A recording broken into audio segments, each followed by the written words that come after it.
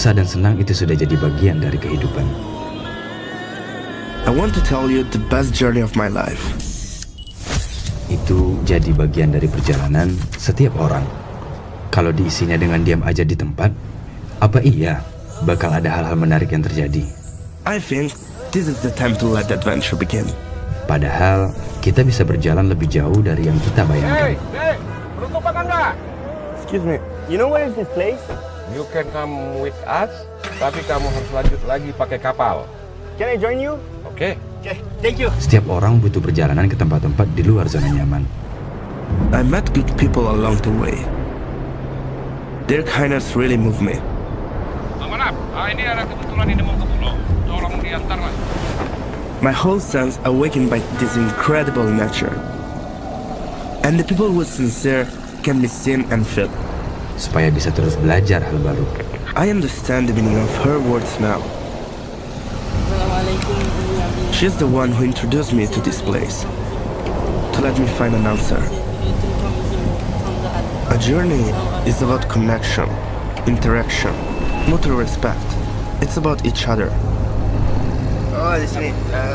This one was given by my mother. Kamu sudah tepat datang kemari. Not only about receiving, but also about giving. Lengkapi perjalananmu bersama Songkok Nasional After Al-Furqan kita.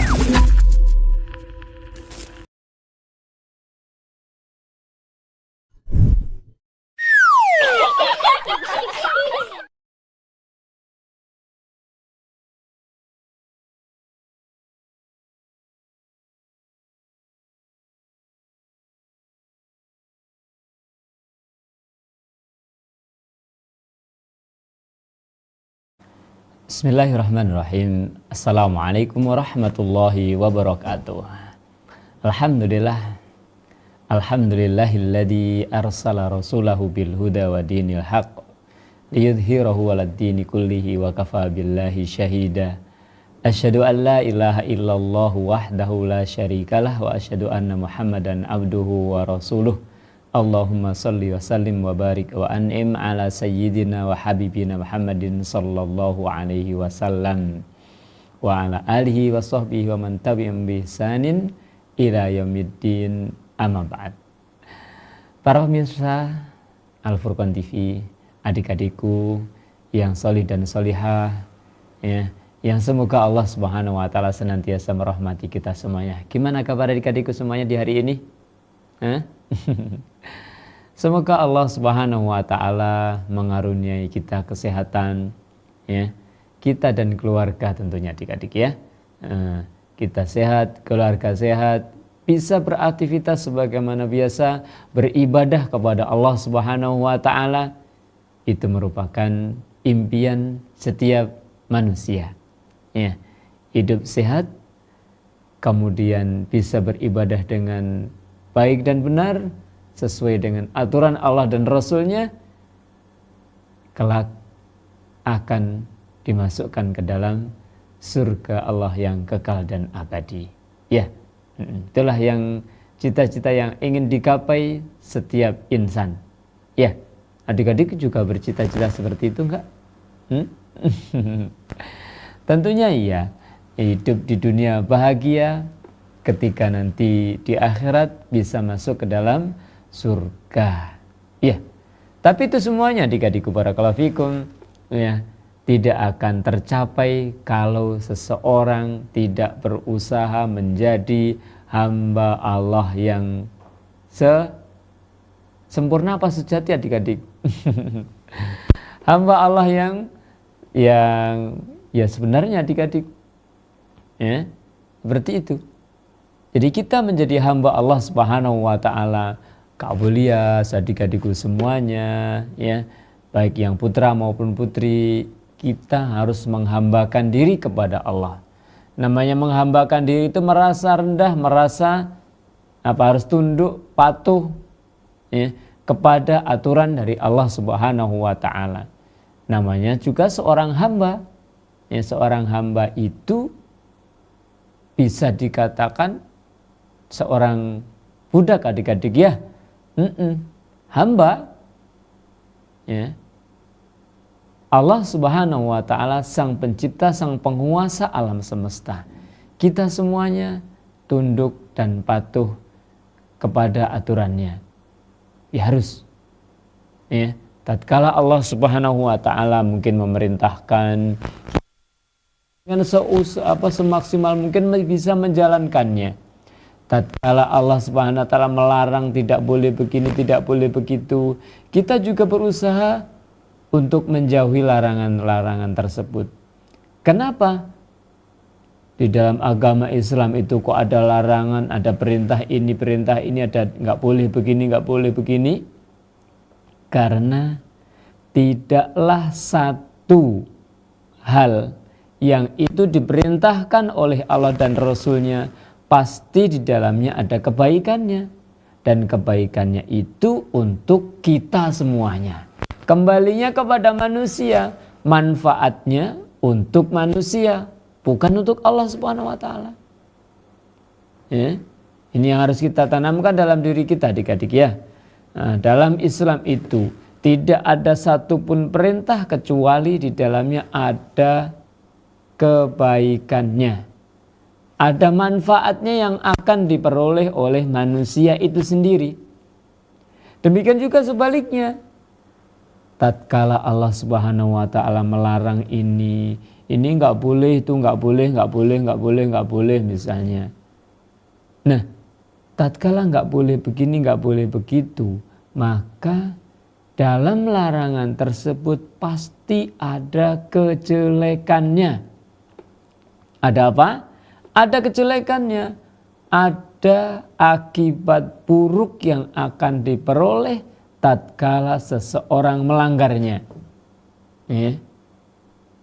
Tapi Kak Abu Ilyas, kalau kita lihat yang dilarang oleh Allah itu kok sesuatu yang disukai manusia ya? Nggak sholat, kita kan diperintahkan sholat, itu berat. Tapi kalau kita nggak sholat, ya, menerjang larangan Allah, misalnya kita nggak boleh ini, nggak boleh itu, kita puasa misalnya, itu kan berat kita puasa. Kalau kita nggak puasa kan enak, misalnya seperti itu. Nah, itulah adik-adik ujian bagi manusia. Iya, ujian bagi kita. Nah, mungkin nggak jauh beda adik-adik tatkala kita mungkin di sekolahan ya lagi ujian. Ngomong-ngomong, adik-adik sudah ujian semester apa belum? Hah? Mungkin yang di sekolah di luar kayaknya belum ujian semester adik-adik ya. Tapi kalau di Pondok Pesantren Al Furqon ya di SD-nya, bahkan dari TK adik-adik ya. Yang di TK, SD, SMP, SMA semuanya sudah ujian semester, tinggal menunggu rapotnya adik-adik. Ya insya Allah rapotnya mungkin kalau untuk TK hari Rabu besok, untuk SD-nya hari Kamisnya, SMP sampai Mahat Alinya sampai perguruan tingginya nanti di hari Sabtu. Ya, nah, habis itu libur panjang. Panjang. Iya, panjang tah. Libur lah mungkin sepekan 2 pekan mungkin gitu ya.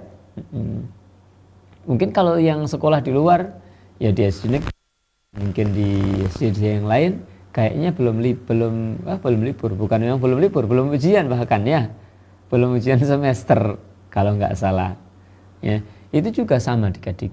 Tatkala kita ujian semester kita nggak boleh bawa buku ke kelas misalnya. Kita nggak boleh noleh lihat jawaban temennya misalnya gitu. Itu juga sebagai bentuk ujian bagi kita, nanti kita bisa sukses apa enggak. Ya, hidup di dunia pun juga demikian adik-adik. Allah nggak memerintahkan begini, melarang melakukan ini nggak boleh, ini boleh dan seterusnya. Itu ujian bagi kita. Bisakah kita menjadi hamba yang taat kepada perintah Allah? Iya. Bisakah kita menjadi hamba yang taat kepada Rasulullah Muhammad sallallahu alaihi wasallam? Nah, itu adik-adik, di balik larangan dan perintah itulah nanti akan muncul manfaat yang sangat banyak sekali yang akan dirasakan oleh hamba tersebut. Contohnya saja, Qul in kuntum tuhibbunallaha fattabi'uni. Ya. Kalau seandainya kalian itu mengatakan cinta kepada Allah, maka ikutilah aku, kata Rasulullah. Nanti Allah akan mencintai kalian dan memasukkannya ke dalam surga. Ya. Itu adik-adik.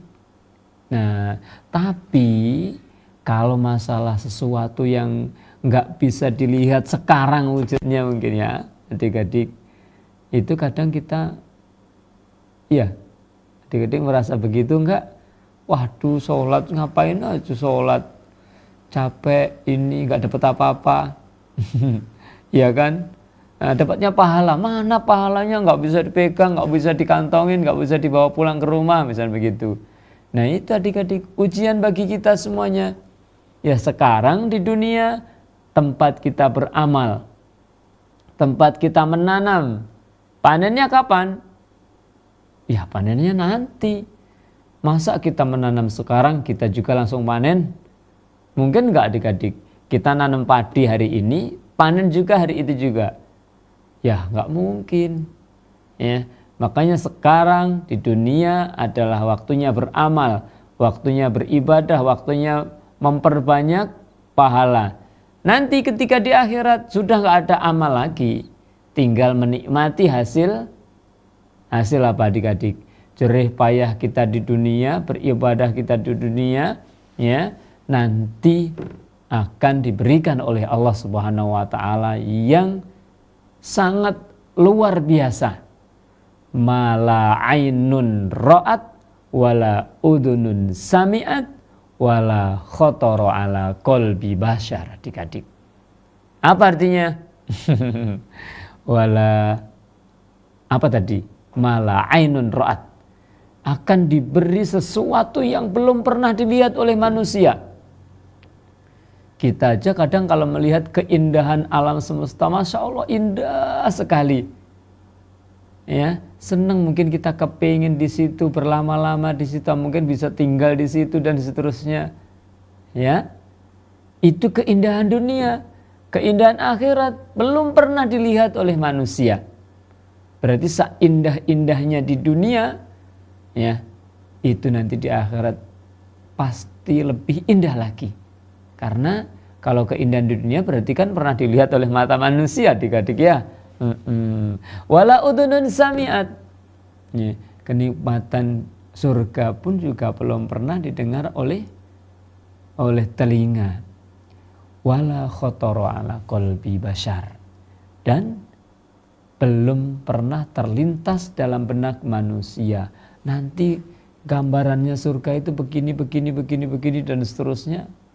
Kalau bisa digambarkan begini-begini, ya itu jauh lebih indah daripada itu, adik-adik.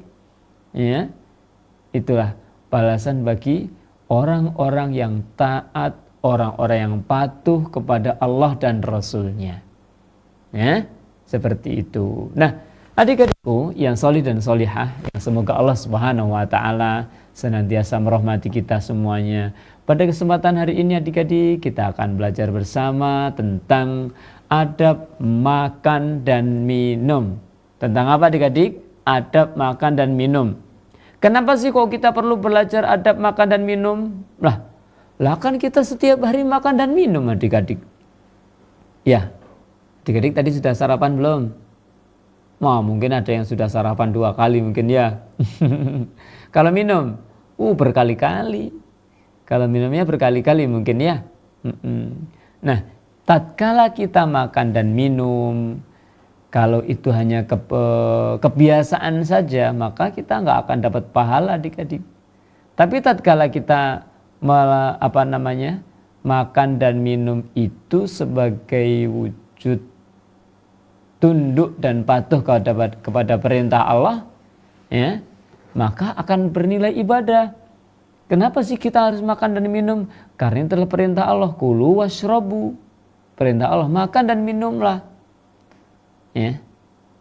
Tapi ada aturannya adik-adik. Ya. Kenapa kita makan dan minum? Supaya kita bisa beribadah kepada Allah. Kita punya tenaga, punya kekuatan sehingga kita bisa bangkit, bisa bangun, berjalan menuju ke masjid, menjalankan sholat, ini, itu, dan lain sebagainya. Tapi tatkala seseorang itu makan dan minum tidak diniati untuk ibadah kepada Allah, maka dia ya hanya kebutuhan sehari-hari seperti apa ya? Ya gak dapat apa-apalah begitu. Karena namanya manusia muslim kafir ya mereka ya butuh makan semuanya. Iya enggak? Kalau enggak makan ya sehari, 2 hari, 3 hari ya bisa meninggal dunia adik-adik ya. Jadi semakin lemes akhirnya habis. Ya gitu. Tapi seorang muslim generasi Islam ya, anak yang solih dan solihah, tatkala dia makan berarti dia bercita-cita, berkeinginan, berniat, saya makan dan minum ini supaya saya kuat beribadah. Ya, kalau adik-adik misalnya mungkin mempunyai suara yang indah dan keras, ya, kebetulan di musola sekitarnya, musola samping rumahnya mungkin ya, nggak ada muadzin tetapnya, jadi siapapun boleh adzan. Adik-adik senang hobi adzan misalnya gitu, daripada teriak-teriak kesana kemari ya mendingan kita gunakan untuk adzan gitu ya. Yang pahalanya sangat luar biasa adik-adik. Semua makhluk yang mendengar suaranya dia akan memintakan ampun ya, kalau nggak salah itu paling tidak menjadi saksi nanti ketika di akhirat bahwa si fulan itu adzan. Dan nanti ada yang datang sholat berjamaah, dia sholat berjamaah kemudian selesai pulang, dia mendapatkan pahala, dan orang yang adzan tadi juga dapat pahala karena melalui perantaraan panggilan dia, adzan dia, ya, orang-orang para berdatangan, ya, itu adik-adik pahalanya luar biasa, ya. Nah, makan dan minum ini pun juga demikian adik-adik. Apabila kita niatkan untuk supaya diri kita mempunyai kekuatan, mempunyai tenaga untuk beribadah kepada Allah Subhanahu wa taala, maka makan dan minum kita akan dinilai ibadah. Tatkala dinilai ibadah berarti akan mendapatkan pahala. Ya, seperti itu. Nah, adik-adikku yang solih dan solihah, insya Allah kita akan belajar bersama adab makan dan minum. Bagaimanakah Rasulullah makan dan minum? Tatkala kita mempelajari kehidupan Rasulullah Muhammad SAW, adab-adab yang diajarkannya, maka kita akan menjadi manusia, menjadi muslim yang baik, muslim yang mengikuti aturannya nabinya. Berbeda dengan berbeda dengan adik-adik umat-umat yang lain, umat-umat sebelum kita, ya, mereka mempunyai nabi tapi mereka melanggar, mereka tidak mau menjalankan aturan-aturan yang diajarkan oleh Rasul atau nabi yang diutus kepada mereka. Bani Israel misalnya, Kabilah sering cerita kan, tatkala Nabi Musa mengajak kaumnya, mereka suruh masuk ke Baitul Maqdis ya kalau nggak salah adik-adik ya. Di sana ada manusia-manusia, kata mereka manusia-manusia raksasa yang mereka itu kuat-kuat. Nah, kami tidak akan masuk sebelum mereka itu suruh keluar, wahai Musa. Suruh berperang, kita enggak mau. Engkau saja ya Musa yang berperang sama Tuhanmu. Idhab anta wa rabbuka faqatila inna hahuna qaidun. Kata mereka, wahai Musa, engkau saja yang pergi bersama Tuhanmu. Ya, Tuhanmu kan maha kuat, maha perkasa. Ya, kalian saja berdua yang pergi berperang mengusir mereka. Kita tak tinggal di sini. Ya. Kami di sini saja. Nanti kalau sudah menang, perang selesai, menang, mereka sudah diusir, baru kita akan menyusul memasuki kota tersebut. Coba bayangkan ini. Nah, gimana nggak kurang ajar seperti itu ya adik-adik? Kalau kita menjadi umat Rasulullah Muhammad SAW, berarti kita juga harus mengikuti para sahabat dan orang-orang yang solih yang pernah melaksanakan aturan-aturan Allah Subhanahu wa taala, aturan-aturan Rasulullah Muhammad sallallahu alaihi wasallam. Makanya tatkala kita sholat adik-adik, ya kita sholat itu diperintahkan dan bahkan nggak sah sholat kita tanpa membaca surat Al-Fatihah adik-adik. Dan di surat Al-Fatihah tersebut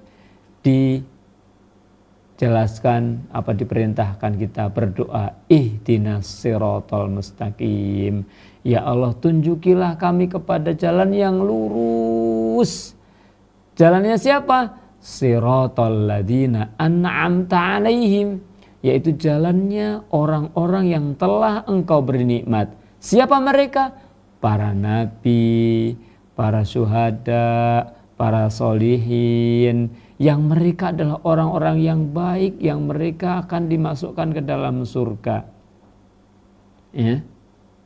Tuh, ghairil maghdubi alaihim, bukan jalannya orang-orang yang dimurkai oleh Allah Subhanahu wa taala. Siapa mereka? Orang-orang Yahudi adik-adik. Waladhdallin, dan bukan jalannya orang-orang yang tersesat. Siapa mereka? Orang-orang Nasrani. Ya, orang Yahudi dan Nasrani ini jalan mereka tidak mengikuti Rasul mereka. Kenapa orang Yahudi dimurkai oleh Allah Subhanahu wa taala? Karena mereka tahu kebenaran tapi tidak mau mengajarkannya. Mereka tahu kabar-kabar dari Rasul yang diutus kepada mereka bahwasanya nanti akan diutus Nabi akhir zaman. Nah, tapi tatkala mereka melihat, ternyata yang diutus adalah Muhammad bin Abdullah Al-Quraisy yang berasal dari negeri Arab, dari suku Quraisy yang berbeda dengan mereka, maka mereka tidak mau beriman kepadanya. Padahal mereka sangat tahu ciri-cirinya. Ya'rifunahu kama ya'rifuna abna'ahum. Mereka itu mengenal ciri-ciri Rasul yang akan diutus di akhir zaman itu seperti mereka mengenal ciri-ciri anak mereka sendiri. Tapi nggak mau beriman. Ya, seperti itu. Makanya dimurkai oleh Allah Subhanahu wa taala. Tahu kebenaran, tahu ilmunya tapi tidak mau mengerjakannya. Ya. Kenapa orang-orang Nasrani termasuk orang-orang yang sesat? Mereka rajin beribadah tapi nggak ada ilmunya, nggak ada dasar ilmunya. Ya, itu kita harus berlindung dari sikap kedua kaum tersebut adik-adik. Ya, oleh karena itu kita harus belajar bagaimanakah Rasulullah SAW makan dan minum. Nah, yang pertama adik-adik, tatkala makan, nah tadi sudah sebenarnya. Tatkala kita makan kita harus berniat. Untuk apa? Supaya kita kuat, supaya kita mempunyai tenaga untuk beribadah kepada Allah. Ya salat, ya, baca Al-Quran, kemudian belajar. Iya enggak? Iya, orang belajar itu juga butuh tenaga adik-adik. Coba kalau seandainya kita enggak makan, enggak minum, bisa enggak belajar? Bisa kak, kalau pas kita puasa kan tetap belajar. Iya, itu kan cuma sehari adik-adik. Enggak apa, iya sehari ya. Dari subuh sampai maghrib tok. Coba kalau seandainya sehari semalam enggak makan, enggak minum, 2 hari, 2 malam enggak makan, enggak minum, bisa enggak? Ya enggak bisa. Makanya orang makan dan minum itu untuk mengumpulkan tenaga, mengumpulkan kekuatan supaya kita bisa beribadah kepada Allah Subhanahu wa taala. Nah, tatkala sudah disiapkan makanan, jangan lupa yang pertama cuci tangan.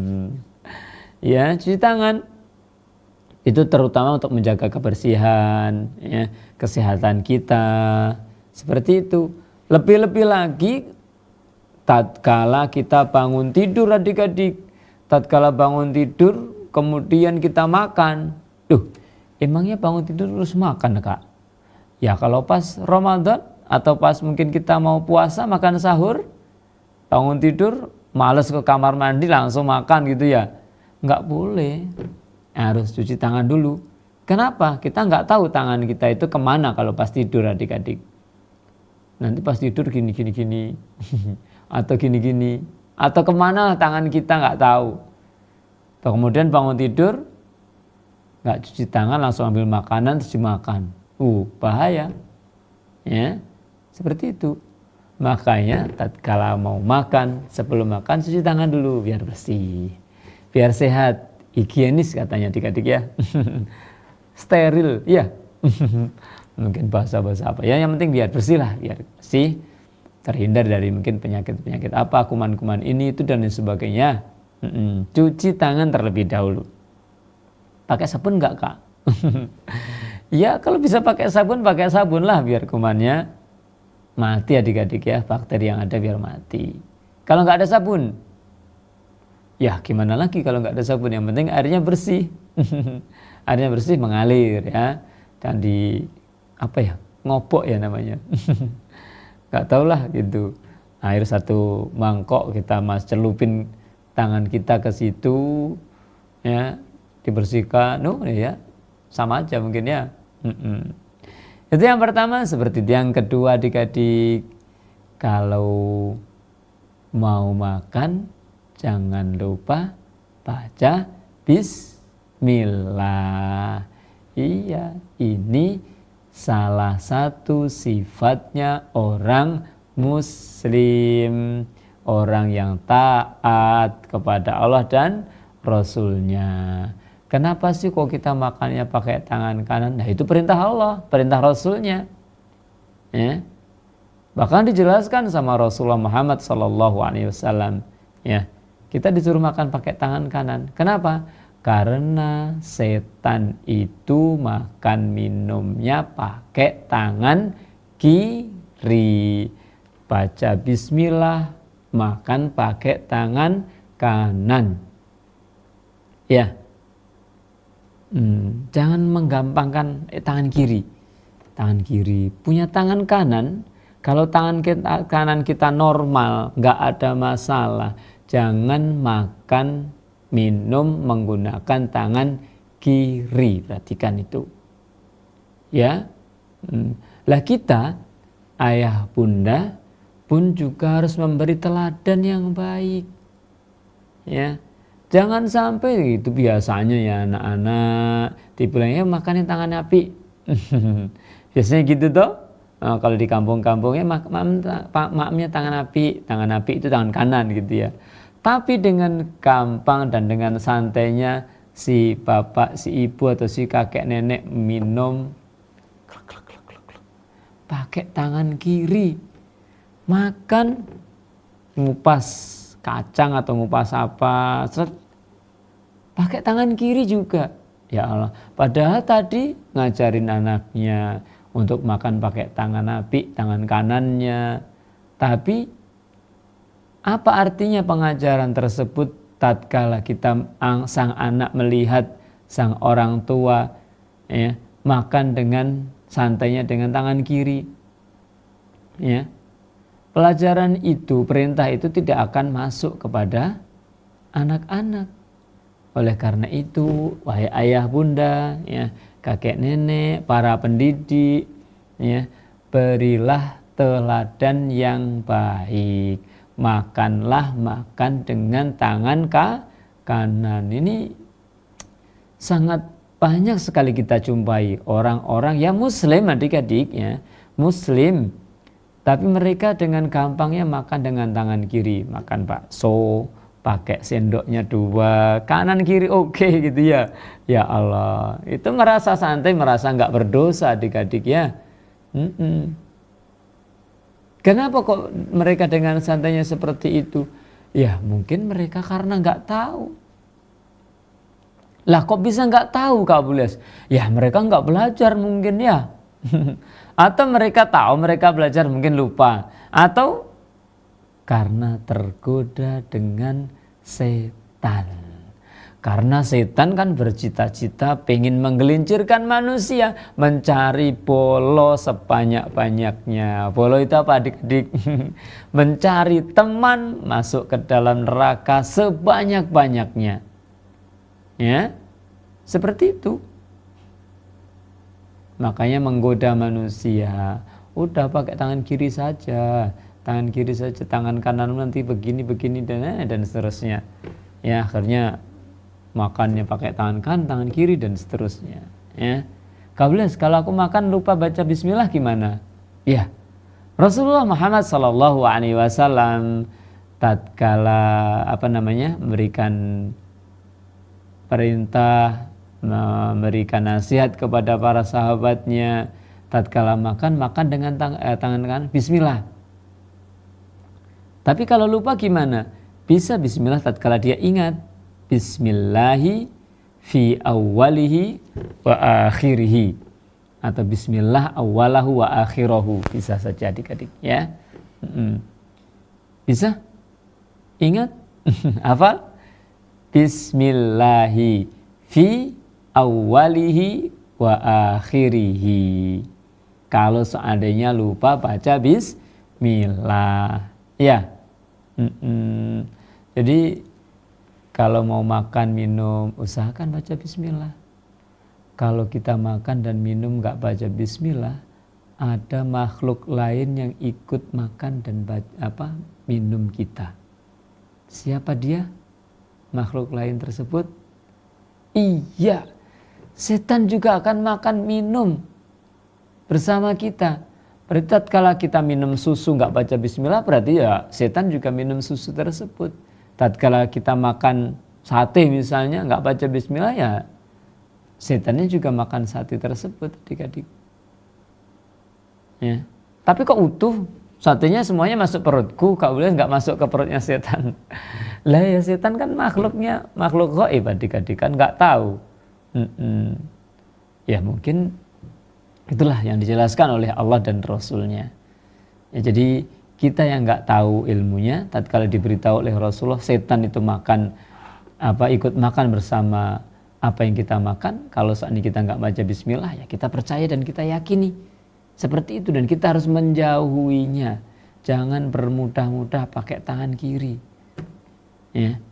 Terus kalau aku lihat temanku yang makan pakai tangan kiri gimana Kak Abu Lias? Aku biarin saja atau aku pukul tangannya atau gimana? Ya, kalau kita melihat teman kita lagi makan dengan tangan kiri, diingatinlah, dinasihati. Ahmad, tangan kananmu kenapa Ahmad? Nah, tangan kanannya lagi sakit ya? Oh iya, tangan kananku lagi sakit, nggak bisa digerakin untuk makan. Ini ternyata dilihat bengkak adik-adik misalnya. Memang nggak bisa digerakin. Oh, berarti Ahmad tadi makan pakai tangan kiri karena ada alasan. Ya, alasan yang memang dibolehkan. Karena dia sakit, nggak bisa ditekuk tangannya misalnya, tangan nggak bisa tekuk, ya bisa saja. Ya namanya orang sakit. Nah kalau seperti itu, ya nggak masalah karena ada alasan, ada udurnya, ada sebabnya yang dibolehkan oleh Islam. Tapi kalau dia nggak ada sebab, tangan kananmu kenapa? Sehat nggak apa-apa, bisa begini, bisa begitu. Tapi kok makannya pakai tangan kiri? Emang kenapa makan pakai tangan kiri? Ya dijelasin adik-adik dengan sabar. Makan dengan tangan kiri itu nggak baik. Terus yang baik makannya pakai tangan apa? Ya pakai tangan kanan. Ya. Kenapa? Karena Rasulullah Muhammad SAW itu memerintahkan kita makan pakai tangan kanan. Kita kan mengaku umatnya Rasulullah dan kita ingin masuk ke dalam surga. Makanya kita harus mengikuti perintahnya Rasulullah Muhammad sallallahu alaihi wasallam. Ya, seperti itu. Kalau aku lupa pakai tangan kiri makan dan minumnya, ya lain halnya kalau dengan lupa adik-adik. Kalau lupa terus gimana lagi? Ya, makanya diingat, ingat dan ingat. Biasanya orang yang sudah kebiasaan makan minum dengan tangan kiri, itu untuk merubah ke kanannya ya namanya agak sulit adik-adik, namanya itu sudah kebiasaan. Menciptakan kebiasaan itu sulit, merubah kebiasaan juga sulit. Ya. Kalau misalnya kita sudah terbiasa ular panjang, cacing pendek, ular panjang, cacing pendek, ular panjang, cacing pendek, gampang. Tapi tatkala dibalik, gimana dibaliknya? Ular pendek, misalnya begitu. Ular pendek, cacing panjang, dibalik. Ya mungkin agak sulit. Atau antara gerakan tangan dengan ininya dibedakan.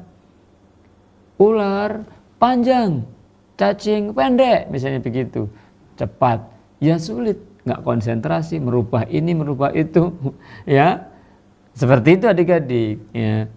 Makanya tatkala kita kecil diajarin orang tua kita makannya pakai tangan kanan, tangan kirinya diperhatikan, ya jangan ikut-ikutan makan minum, ya tangan kiri itu mempunyai tugas tersendiri. Apa tugasnya?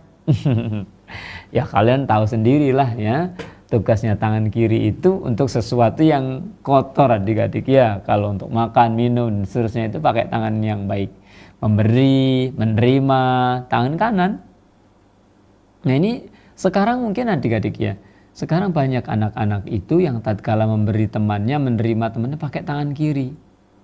Kenapa? Ya mungkin karena dia melihat tontonan, melihat tayangan yang tatkala memberi dan menerima menggunakan tangan kiri biasa. Ya, tatkala pinjam pulpen temannya misalnya, aku pinjam nih pulpennya, aku ngembalikan pulpen ini sudah selesai, terima kasih, pakai tangan kiri.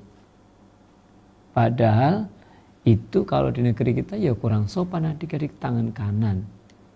Ini terima kasih ya, aku kembalikan pulpennya. Aku pinjam pulpennya misalnya, nerima pakai tangan kanan. Ya, memberi, menerima gunakan tangan kanan. Ya, seperti itu adik-adik. Ya.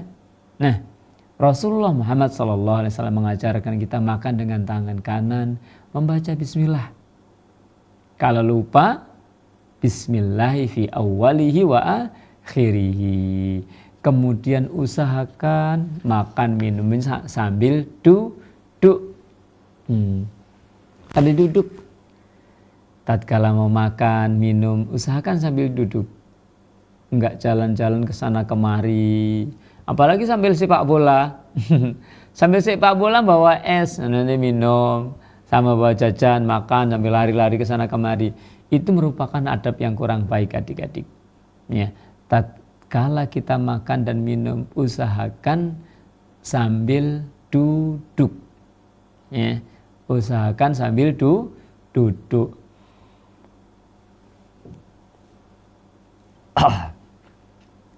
Ya, emang nggak boleh ya kak makan minum sambil berdiri?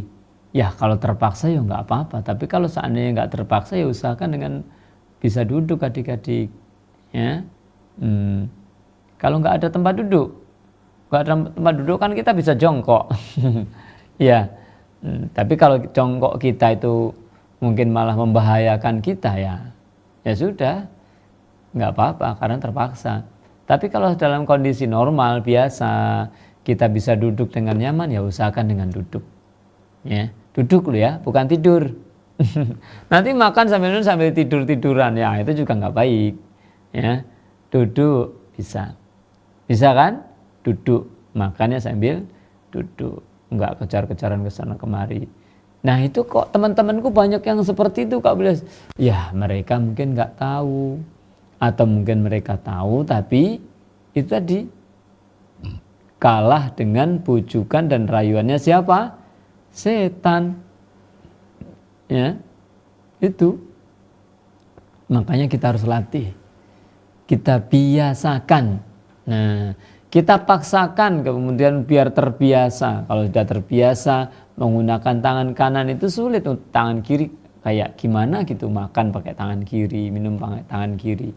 Ya. Seperti itu. Usahakan duduk ya. Kemudian adik-adik, tatkala makan dan minum itu jangan sampai mencela makanan yang ada. Tatkala kita menjumpai makanan, baik itu makanan di rumah kita maupun di rumah teman kita, ya, tatkala kita nggak suka dengan makanan tersebut, jangan mencela makanan tersebut. Pulang sekolah misalnya, dibikinkan sayur sama uminya, sama ibunya. Kebetulan ibunya pas hari itu bikin sayur kangkung misalnya, oseng-oseng kangkung misalnya. Sementara dia memang nggak senang sama makanan kangkung itu, sampai sayur kangkung itu nggak senang. Kalau bayam mungkin dia senang, tapi kalau kangkung nggak senang misalnya. Tiba-tiba pulang sekolah ditanya ibu atau mama atau bunda, hari ini sayurnya apa? Sayur kangkung nak, misalnya gitu. Sayur kangkung mas. Ih, kangkung lagi, makanan kambing kasihkan aku, misalnya gitu ya. Itu namanya mencela makanan adik-adik. Makanan gak enak aja kok kasihkan orang, misalnya gitu. Ya, jangan mencela makanan. Kenapa? Karena makanan itu, ya, kita nggak bisa bikin sendiri. Loh, yang masak umiku sendiri kok, masak ibuku sendiri kok nggak bisa bikin, maksudnya gimana Kak Bulias? Maksudnya misalnya sayur kangkung, kita bisa buat kangkung? Nggak bisa. Nanam kangkung aja belum tentu mungkin bisa tumbuh, bisa apa, kalau tidak ditumbuhkan oleh Allah Subhanahu wa taala. Ya. Itu Allah yang menumbuhkannya, Allah yang menyiapkannya untuk kebutuhan manusia. Ya. Itu. Kemudian tatkala kita mengatakan seperti itu, yang masak ibu kita, yang masak bunda kita, umi kita, kemudian kita bilang, umi, ibu atau bunda, makanan gak enak gini dikasihkan, kira-kira umi kita, bunda kita hatinya tersinggung apa enggak? Saya sudah capek-capek masak ini itu, dibilangin makanan gak enak. Hah? Perasaannya gimana? Ya, sama seperti kalian sedang gambar misalnya, Masya Allah senang sekali tatkala ayahnya datang, ayah, gambaranku sudah selesai, buahku saya ini ayah. Tiba-tiba ayahnya datang, gambar kayak gini dibilang bagus, gambar jelek dilempar ke tempat sampah misalnya. Bagaimana hati-hati kalian adik-adik? Hah? Sakit hati apa enggak? Sakit hati adik-adik. Ya, mungkin kalian langsung nangis mungkin ya dibilangin ayah gitu, dan itu akan teringat mungkin sampai nanti ketika dewasa ya. Ya, seperti itu. Nah, kalau kita yang mengatakan seperti itu, mencela makanan yang kita yang diberikan ke kita, berarti sama dengan menyakiti hati orang yang memasaknya, yang menyiapkannya, menghidangkan kepada kita, yang memberi kepada kita. Meskipun itu bukan ibu kita sendiri, tatkala ada teman ngasih jajan, ini tak kasih jajan apa? Mah nggak enak, gitu. Yang ngasih, teman kita yang ngasih itu awalnya seneng, pengen memberikan kepada temannya, diberi ini, ternyata temannya menyambutnya dengan seperti itu. Kira-kira gimana? Oh, besok-besok mah aku ngasih lagi. Karena dikasih menyakitkan hati misalnya begitu. Ya, terus gimana Kak Bulias kalau aku dikasih makanan yang itu memang aku nggak suka? Ya, kalau seandainya dikasih makanan sama temennya, dikasih jajan sama temennya yang nggak suka, kalau bisa ya diterima saja. Oh, terima kasih, jazakumullah khairan, Masya Allah aku diberi ini. Orang yang memberi kita berarti dia itu mencintai kita. Dia sayang kepada kita, makanya diberikan kepada kita adik-adik. Ya, kalau orang tersebut tidak sayang kepada kita, dia nggak akan memberikan kepada kita. Banyak teman kita satu kelas, tapi kenapa yang dikasih kok aku? Berarti dia senang sama aku, dia sayang sama aku, seperti itu. Ya, makanya diterima saja. Terima kasih, jazakumullah khairan, masya Allah. Meskipun dia nggak suka, kan nanti bisa dikasihkan teman yang lain, dapat pahala. Kita tatkala diberi kemudian menjawab dengan seperti itu tadi, oh terima kasih, jazakumullah khairan. Temen yang ngasih tadi senang sekali, oh masya Allah dikasih senang ya dia. Jawabannya pun juga enak. Ya. Kemudian kita nanti kasihkan ke teman kita yang lain. Ya. Kita dapat pahala memberikan kepada yang lainnya. Beda hanya dengan apa tadi? Langsung bilang, moh gak enak. Orang yang ngasih kita hatinya tersinggung, kita bisa menyakiti hati dia, kita nggak bisa dapat pahala untuk memberikan kepada teman kita. Ya, seperti itu kalau seandainya bisa menerimanya. Tapi kalau seandainya nggak bisa menerimanya, nanti kalau tak terima tak kasihkan siapa, di rumah nggak ada, temanku juga mungkin lagi sendirian dan seterusnya. Kalau nanti basi, ya bilang saja, ya maaf ya Ahmad, aku bukannya aku ingin menolak pemberianmu gitu ya. Tapi karena aku nggak, kalau makan makanan seperti itu yang terbuat dari ini alergi, aku jadi sakit misalnya gitu. Kalau memang alergi beneran ya aja terus terang, jangan bikin penyakit, oh jangan, itu namanya menyakiti hati orang ya adik-adik. Ya, seperti itu. Nah, Rasulullah Muhammad SAW tatkala beliau dihidangkan sebuah makanan, beliau kalau mau ya dimakan, kalau nggak mau ya nggak dimakan, begitu saja, nggak mencela makanan. Kalau mencela menyakiti orang yang kemudian makanan itu datangnya dari mana? Rezeki dari Allah Subhanahu Wa Taala. Ya. Coba bayangkan adik-adik, meskipun itu hanya sebungkus nasi, itu prosesnya masya Allah. Tatkala kita pelajari ini itu banyak sekali orang yang dilibatkan, meskipun hanya sebungkus nasi adik-adik. Coba bayangkan, yang menanam padi siapa? Petani. Nah, nanamnya berapa hari? Bukan cukup 2-3 hari, bukan untuk sebulan 2 bulan, tapi bisa 3 bulan, 90 hari adik-adik ya. Bisa 3 bulan, bahkan padi-padi tertentu bisa 4 bulan adik-adik. Baru panen. Lama prosesnya. Itu proses nanamnya saja. Belum lagi dia harus dipupuk. Pupuk siapa yang bikin? Pabrik pupuk. Pabrik pupuk bikin pupuk apa? Enggak, punya karyawan banyak untuk bikin pupuknya. Emang pupuk bisa datang sendiri ke para petani? Enggak, harus ada yang ngantarkan. Transportasinya, ada distribusi. Apa itu distribusi? Ayo pelajaran IPS kelas 4 kalau nggak salah, ayo. Kelas 4 apa 5? Distribusi. Apa? Iya. Proses atau kegiatan menyampaikan barang dari produsen kepada konsumen. Apa produsen konsumen? Kak Abulias ini ada-ada aja misalnya gitu.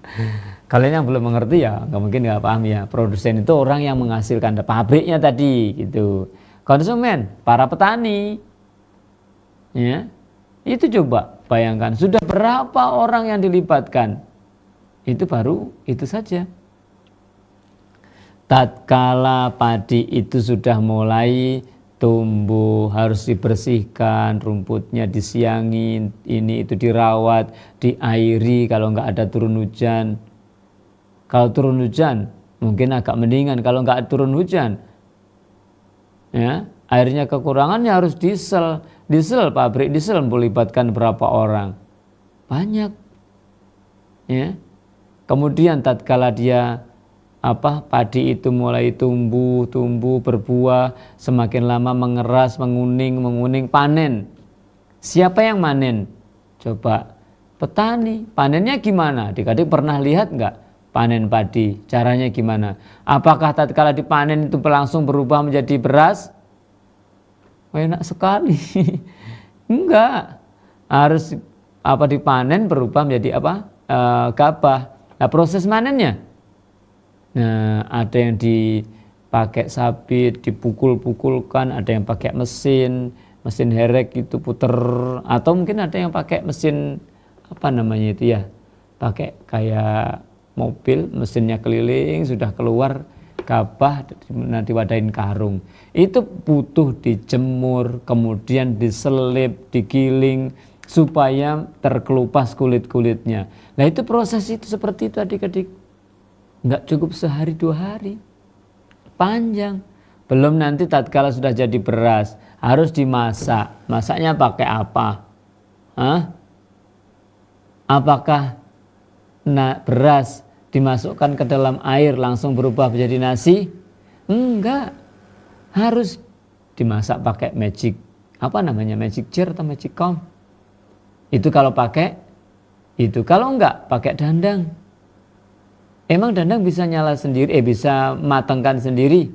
Kalau enggak dibakar enggak ada api di bawahnya. Kalau enggak ada api, harus ada kayu, ini itu dan seterusnya. Panjang ceritanya adik-adik.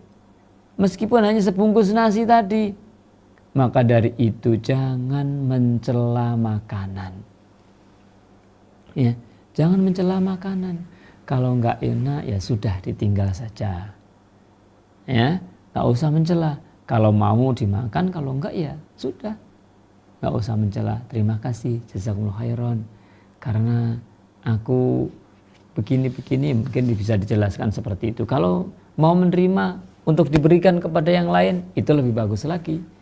Ya, seperti itu. Nah, kemudian yang berikutnya adik-adik, tatkala kita makan, jangan lupa berbagi. Iya, berbagi. Tatkala kita bawa jajan, bawa bekal ke sekolahan, ya, tatkala kita makan, Rasulullah juga gitu. Tatkala punya makanan, ada sahabat yang lain, ya dipanggil, ya, dibagi, ya, dibagi. Namanya berbagi itu akan mendekatkan persaudaraan, ya, saling kasih sayang, ya, seperti itu. Ya, berbagi dengan temannya. Jangan menunggu temannya minta, ya. Karena minta begini, ya kurang bagus juga adik-adik. Nah, kita yang punya, jangan menunggu teman kita minta. Kita harus peduli. Oh, berbagi, senang berbagi. Ini tak kasih, ayo makan bareng sama aku sini. Tadi aku bawa bekal, kamu bawa bekal apa enggak? Oh enggak, ayo sini. Gabung sini, makan sini, misalnya gitu. Diajak. Lah boleh nanti aku kalau ngajak temanku makan 1 piring, bekalku cuma sedikit, aku enggak kenyang lah. Insya Allah akan diberkahi oleh Allah Subhanahu wa Ta'ala. Ya, kalau Allah Subhanahu wa Ta'ala yang memberkahinya, itu Allah yang menjamin. Ya, emang yang kenyang itu penyebab utamanya hanya makanan? Ya enggak adik-adik. Ya, enggak. Ada faktor yang lain juga. Ya, seperti itu. Jadi berbagi kepada teman. Ya, itu tadi. Tatkala kita berbagi, itu akan mendekatkan persaudaraan, ya. Terutama tatkala kita berbagi kepada orang yang memang sangat membutuhkan adik-adik, ya. Seperti mungkin saudara-saudara kita yang di Palestina sana, meskipun jauh sekali, banyak sekarang, ya, ada penggalangan dana untuk donasi Palestina. Kita juga bisa berbagi, ikut andil berbagi. Ya, supaya disampaikan kepada saudara kita di Palestina sana. Ya, kebetulan Al Furqan juga mengadakan donasi untuk saudara-saudara kita di Palestina. beberapa hari yang lalu sekitar 80 juta atau berapa terkumpul dan diserahkan ke Palestina sana melalui Yayasan Peduli Muslim atau apa kalau nggak salah ya. Ya, kita harus berlatih berbagi ya. Adik-adikku yang solih dan solihah, ternyata waktunya mau habis adik-adik, ternyata belum selesai. Nah adik-adik, adab makan dan minum sebenarnya masih banyak lagi ya.